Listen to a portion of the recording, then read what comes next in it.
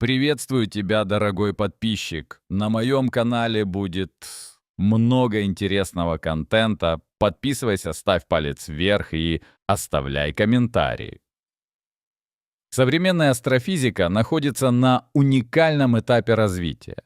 С одной стороны, наблюдательные инструменты позволяют фиксировать объекты, прибывшие из других звездных систем, а с другой — теоретическая физика ищет способы преодолеть фундаментальные ограничения, наложенные самой структурой пространства-времени, чтобы заглянуть в момент рождения Вселенной.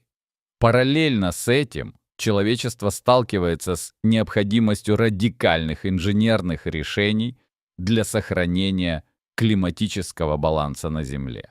Внимание мирового астрономического сообщества приковано к объекту С-2019И4 «Атлас», который в контексте новых данных рассматривается как потенциальный межзвездный странник, кандидат 3И. В отличие от комет Солнечной системы, этот объект демонстрирует ряд аномальных характеристик, указывающих на его экзогенное происхождение.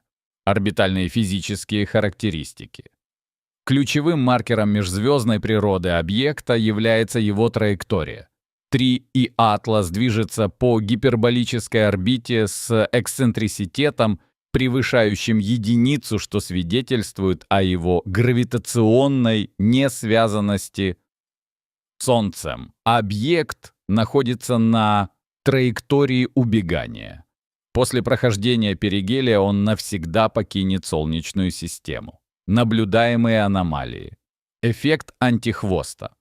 На снимках зафиксирован редкий оптический феномен – выброс пыли, направленный в сторону Солнца.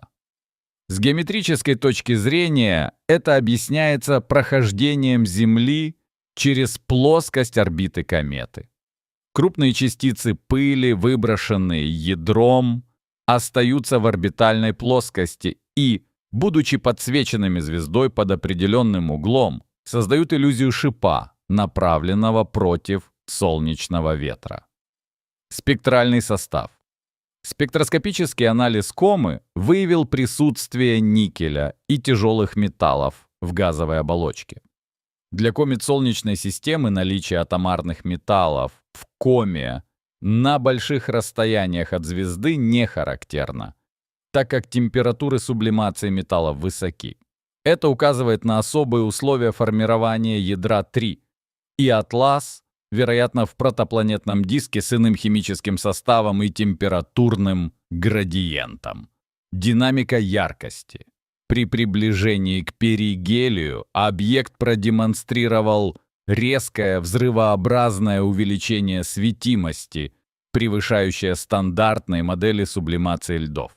Международная сеть по предупреждению об астероидах ИАВН инициировала глобальную кампанию по сбору астрометрических данных.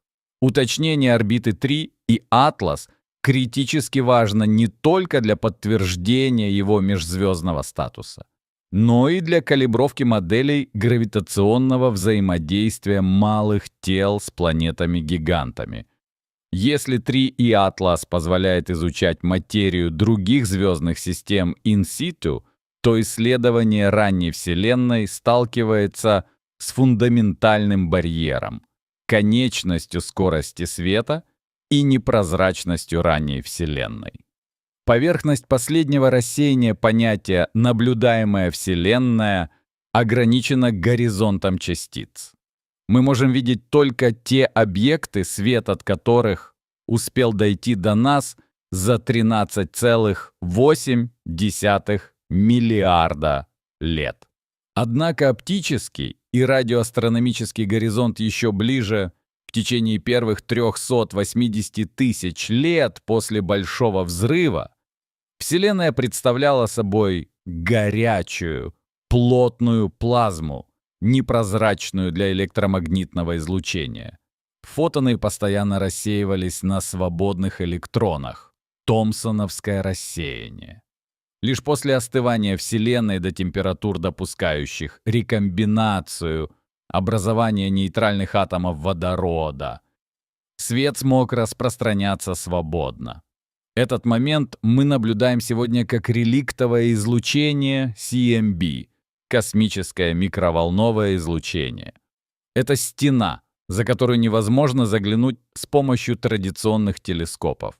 Нейтринная астрономия – как способ заглянуть в прошлое, чтобы исследовать физику первых секунд творения, эпоху инфляции, нуклеосинтеза, необходимо использовать частицы, которые отделились от первичной материи раньше фотонов.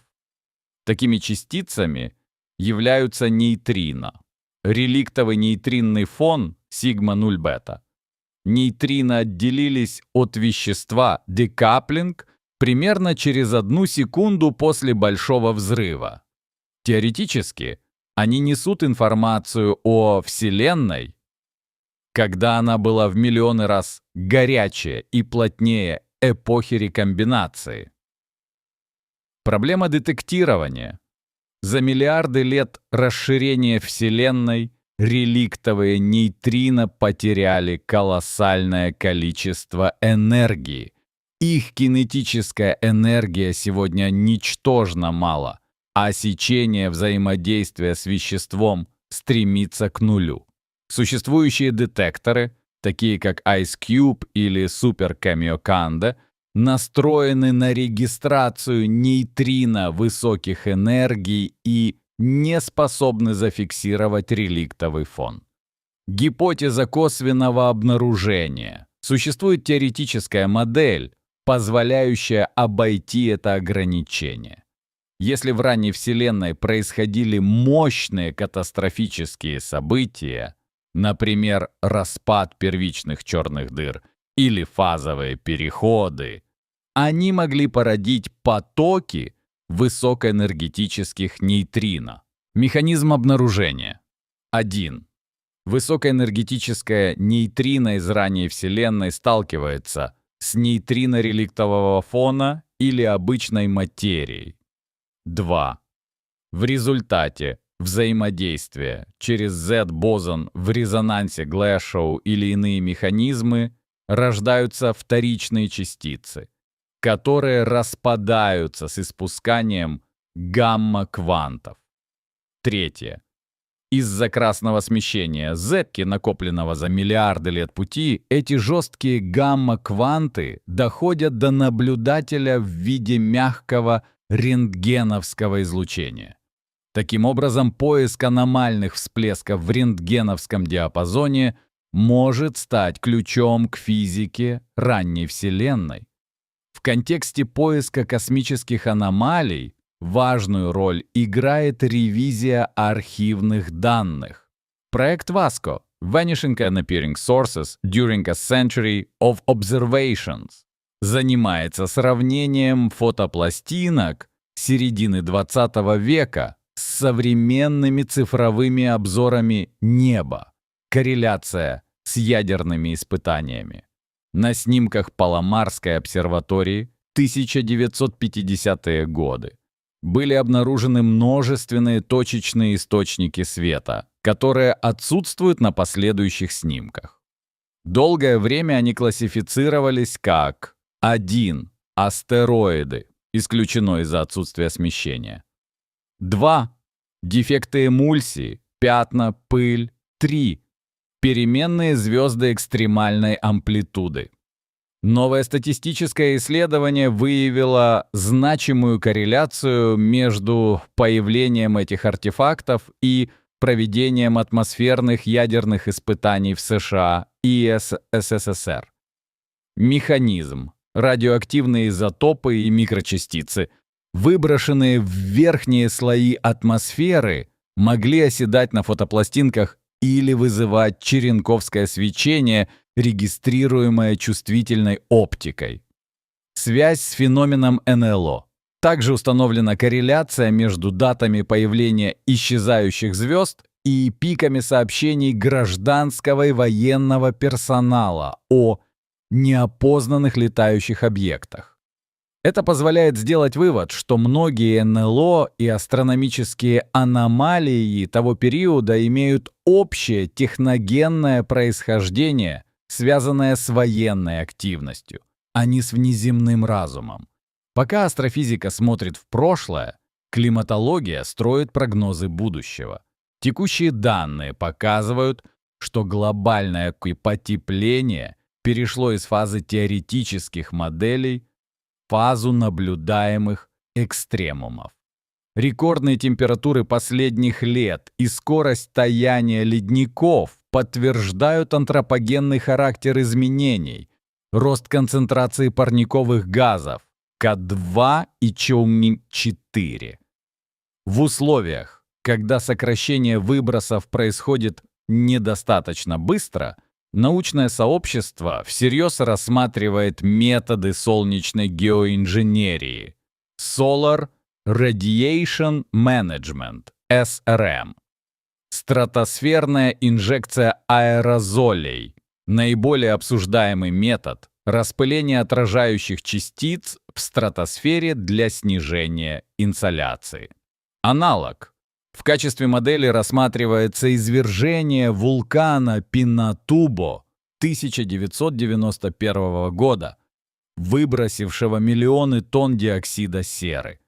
Это привело к глобальному похолоданию на 0,5 градуса Цельсия в течение года. Риски использования серы О – нарушение гидрологического цикла, изменение режима муссонов, засухи в одних регионах и наводнения в других. О – разрушение озонового слоя. О выпадении кислотных дождей при осаждении серы, альтернативные агенты. Для минимизации рисков предлагается использование твердых частиц вместо сульфатных аэрозолей. 1. Алмазная пыль, наночастицы. Химически инертно, обладает высоким альбедо, не влияет на озоновый слой.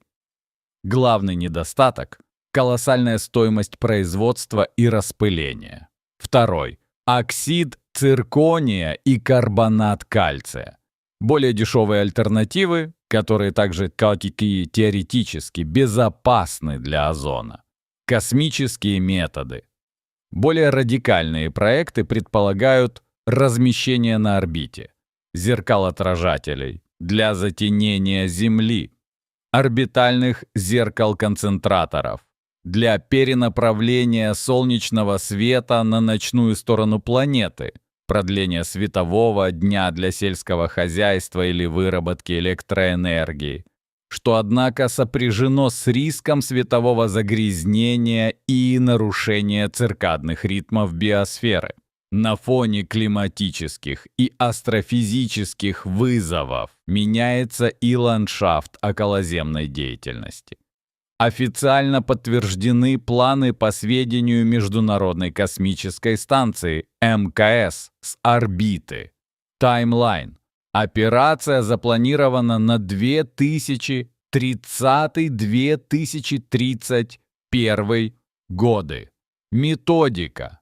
Станция будет направлена в плотные слои атмосферы над ненаселенной частью Тихого океана, точка Немо, для контролируемого разрушения. Смена парадигмы. Завершение эксплуатации МСА знаменует переход от государственного доминирования на низкой околоземной орбите НОО к коммерческому. Планируется, что научные и производственные задачи будут переданы частным орбитальным станциям, которые в настоящий момент находятся на стадии проектирования. Это ставит вопрос о сохранении непрерывности научных экспериментов и международного сотрудничества в космосе.